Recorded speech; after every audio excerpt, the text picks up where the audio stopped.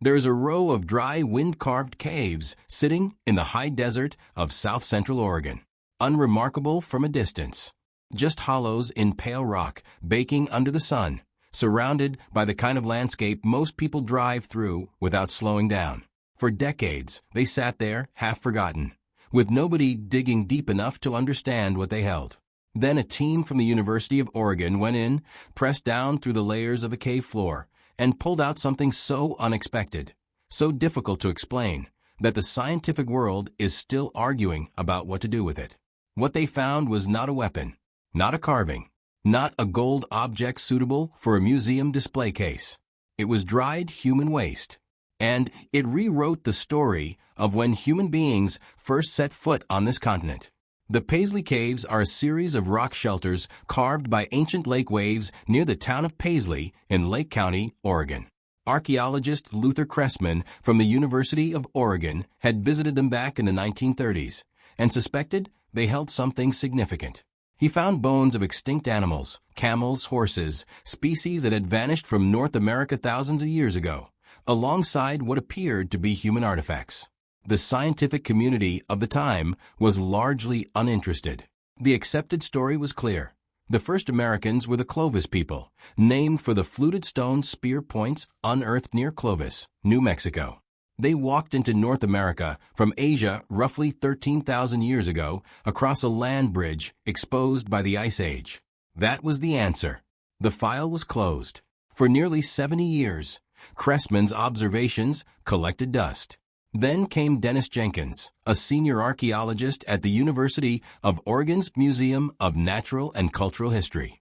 Beginning in the early 2000s, Jenkins led field expeditions back into the Paisley Caves, this time with modern tools and modern methods. His team dug deeper than anyone had before, sifting the dry desert sediment with patience and precision.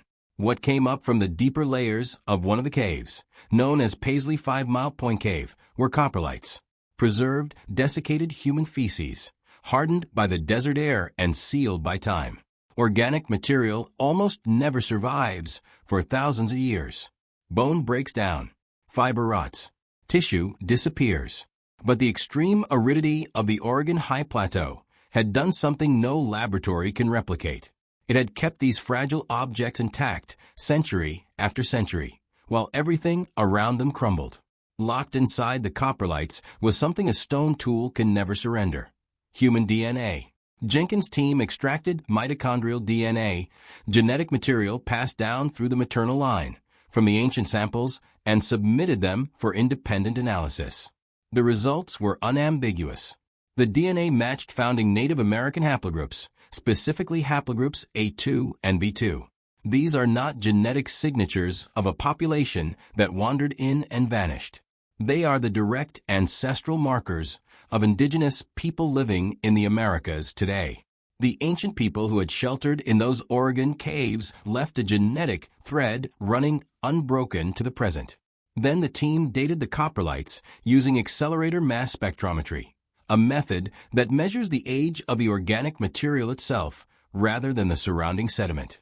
This technique matters because the oldest objection to any impossibly ancient find is that contamination shifted the sample, or that material slid down from a shallower, younger layer. Accelerator mass spectrometry bypasses that argument. It dates the thing in your hand on its own terms. The results place the coprolites at between 12,750 and 14,290 calibrated calendar years before the present, firmly in the pre-Clovis era. These were human beings living in Oregon at least 1,000 years before the Clovis people were supposed to have arrived anywhere on the continent.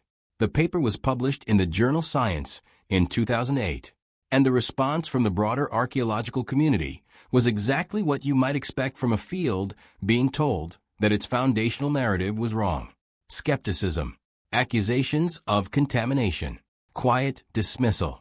But independent laboratory testing confirmed the presence of human DNA in the coprolites. Over 200 radiocarbon dates were eventually obtained from the site, and the material kept pointing to the same conclusion. The caves had been occupied before Clovis. The evidence was not a fluke. approximately 70 miles northeast of Paisley, outside the small town of Riley in Harney County, Oregon. There is a shallow overhang of rock called Rimrock Draw rock shelter. It is a kind of place that looks like nothing, a modest, natural ledge in an open, windswept landscape. But beginning in 2011, University of Oregon archaeologist Dr. Patrick O'Grady, working in partnership with the Bureau of Land Management, started excavating its floor one careful layer at a time. For years, the site gave up modest finds, obsidian flakes, fragments of stone, the kind of quiet, inconclusive material that forms the backdrop of most excavations. And then O'Grady's team hit something that stopped the dig cold. Buried in the sediment was a distinct band of white volcanic ash. Geologists identified it as tephra from a Mount St. Helens eruption dated to approximately 15,300 to 15,600 years ago. That ash layer became the law of the site. Everything above it was younger than the eruption. Everything below it was older. A volcanic clock, written into the ground by an event nobody can argue with and nobody can fake. When O'Grady's team began pulling material from below that ash, they found fragments of tooth enamel, 27 pieces in total, sifted from the soil one by one. Analysis identified the teeth as belonging to two Ice Age species, Camelops, a camel that once roamed North America and has been extinct for thousands of years, and Bison antiquus, a larger, heavier ancestor of the modern American bison. These were not recent animals. They were megafauna from a vanished world. Their presence below the volcanic ash layer anchored them to the deep past. Radiocarbon dating of the camel and bison tooth fragments returned dates of approximately 18,000 to 18,300 calibrated years before the present. O'Grady ran the tests again with a second independent set of samples. The results came back in the same window. Rimrock Draw had been visited by animals and almost certainly by people, well before any date previously accepted for human occupation of Oregon. But here is the detail that sharpens everything. The stone tools found at the site were discovered not alongside the teeth, but below them. Deeper means older.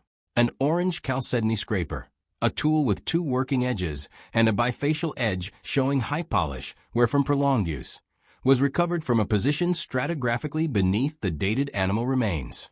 On one of the tools, preserved residue of Bison antiquus blood was identified. Someone had used that tool on a now extinct animal, then left it in that shelter, under what would become 18,000 years of accumulated sediment. These tools belong to what archaeologists call the Western stem tradition, a distinct stone-working technology characterized by long blades, rounded bases, and weak shoulders. It looks nothing like Clovis. The fluted, grooved Clovis point is immediately recognizable and was long assumed to be the origin of all early American stone tool technology. But the Western stem tradition predates Clovis and shares no obvious descent from it. The tool under the ash at Rimrock Draw was not a variation of Clovis. It was something separate, something older, something that arrived in Oregon through a completely different lineage. 2 Oregon sites. 2 independent methods. 1 shared conclusion. People were in the American West thousands of years before the textbook said any human had crossed the threshold. Oregon did not invent this argument. It confirmed an older one that the field had been trying to suppress for decades. In the late 1970s, archaeologist James Adavajo began excavating Meadowcroft Rock Shelter, a sandstone overhang in southwestern Pennsylvania near the Ohio River border with West Virginia. Peeling back the layers one stratum at a time, Adavajo followed the human presence deeper and deeper into the rock shelter floor. The radiocarbon dates that came back put human occupation at Meadowcroft as early as 16,000 to 19,000 calibrated years ago, far beyond what any serious career was willing to defend at the time. He published in American Antiquity in 1980, and the response was immediate and brutal. Contamination allegations. Methodological critiques. A significant portion of the field simply ignored the paper, which in science carries its own particular sting. The resistance was so organized and so emotionally invested that researchers eventually gave it a formal name, Clovis primacy syndrome. Decades later, surveys of working archaeologists found that barely a third accepted Adavajo's dates, not because the evidence had been disproven, but because accepting them meant dismantling careers built on the opposite conclusion. What Oregon did was give Meadowcroft a second voice it had been waiting 40 years to hear. 2 sites now, on opposite sides of the continent, pointing to the same era. 2 methods, 2 independent research teams. And a pattern, unlike a single anomalous date, is something the old guard cannot wave away as a fluke or a lab error. Accept the Oregon evidence, and the weight of independent testing and peer-reviewed publication makes it very hard not to. And you are left facing a question Clovis first could never answer cleanly. If people reached Oregon and Pennsylvania thousands of years before the land corridor through the ice opened, how did they get there? The coastal migration hypothesis has gained increasing traction in recent years. Genetic research tracing a mitochondrial lineage called haplogroup D4H identified its origins along the northern coast of China, with a trail that runs through Japan and out across the Pacific. The data suggests a first wave of migration, people moving slowly along shorelines in watercraft, following the rich coastal food chain of fish, shellfish, and marine mammals, camp by camp, generation by generation, arriving in the Americas as early as 26,000 years ago. A second, later wave around 15,000 years ago took the overland Beringian route and gave rise to the populations archaeologists once called the first Americans. The Western STEM tradition stone tools of Oregon, with their stylistic connections to late Pleistocene lithic technology found in East Asia, fit neatly into that coastal migration picture. The knife under the ash at Rimrock Draw was not an isolated invention. It was the end point of a craft tradition carried across an ocean. The people who sheltered in the Paisley caves, who left their biological traces in the dry desert floor for 14,000 years, were not a dead end. Their mitochondrial DNA reaches forward in an unbroken line to living people today. The oldest chapter of the human story on this continent was never closed. It was just buried under the wrong assumptions, waiting for someone to dig down far enough to find it. A few dry rock shelters in the Oregon high desert managed to hold that secret for longer than recorded history.